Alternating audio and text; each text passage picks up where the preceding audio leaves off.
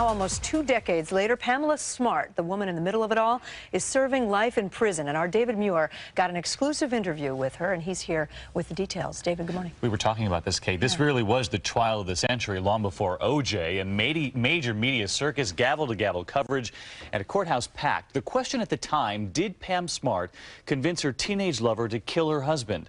The jury said yes. Nearly 20 years later, she maintains her innocence. Pam, did you have anything to do with your husband's murder? March 1991, the nation tuned into a courthouse in New Hampshire where Pamela Smart stood trial for an unthinkable crime, coercing her 16-year-old lover, Billy Flynn, a high school student she met while working as a school administrator, to join with 3 other teenagers to shoot and kill her husband, Greg, an insurance salesman. The salacious details of the affair created a media frenzy. Do you ever think about me? Inspiring television movies and feature films. I think about you all the time. Ultimately, Smart was found guilty and sentenced to life without the possibility of parole, a decision even some of Smart's toughest critics have called harsh. Nearly 2 decades later, I paid a visit to Smart in the New York State maximum security prison she calls home. In the prison conference room, Smart opened up, telling me she's a different person than the young woman on trial, more grown up, and still, she maintains, wrongly convicted. To this day, you maintain that you had no influence on Billy? I never asked him to kill my husband. I never told him to kill my husband. I never wanted him to kill my husband. Smart turned 40 this year, and with age, she says, comes wisdom. She says she's learned to accept responsibility for her mistake in getting involved with a minor. You've had 17 years to do a lot of thinking. I'm in a different place than I was 17 years ago as far as that's concerned, because I felt like, you know, back then I was saying, you know, I'm innocent, I haven't done anything wrong. And now through the years, you know, it took me a long time to realize that I do have responsibility somewhere inside here. I did make a horrible decision. I made a bad choice. I made a selfish choice. Smart has filed numerous appeals and has lost every one of them.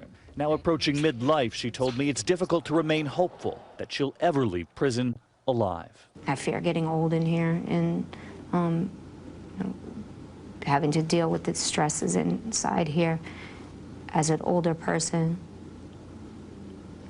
dying in here alone. For me, I would rather have the death penalty than have this sentence, because I'd rather just have an end. This whole idea of no end is just sometimes too much to bear. For Smart, life behind bars has been far from easy. In 1996, she was severely beaten by 2 fellow inmates, requiring a metal plate to be inserted into the left side of her face. And then, Smart says, there are the emotional beatings, those days filled with dark thoughts, those times she thinks of the final moments of her husband's life. Do you still love your husband? Yes, I do. And I think about what our life would have been like if he was still here. Would we have children? You know, what would it, if this never happened? All these years later, Smart told me she still dreams of having a baby. If she were to have a girl, she even has a name picked out. I always think I would name her Justice.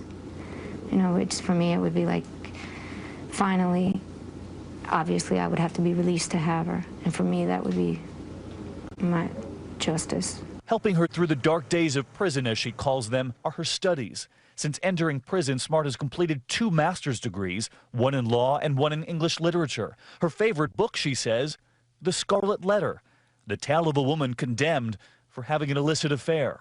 Some people might think it'd be too hard for you to read that book. Nathaniel Hawthorne's Scarlet Letter is a story that I could really relate to. And I feel like I have this modern-day Scarlet Letter that I can't ever get rid of. So I'll be forever punished by my own bad choices. Pam Smart has lost all of her appeals. She says she will likely die in prison unless Billy Flynn comes forward and says, I committed the murder without being influenced by Pam Smart. And Billy Flynn? He's 33 now. He goes before a judge. He could be eligible for parole if he convinces the judge. And remember, he pulled the trigger. She did not. And he could get out before her. Absolutely. Could get out. She might not get out forever. David MUIR, thank you.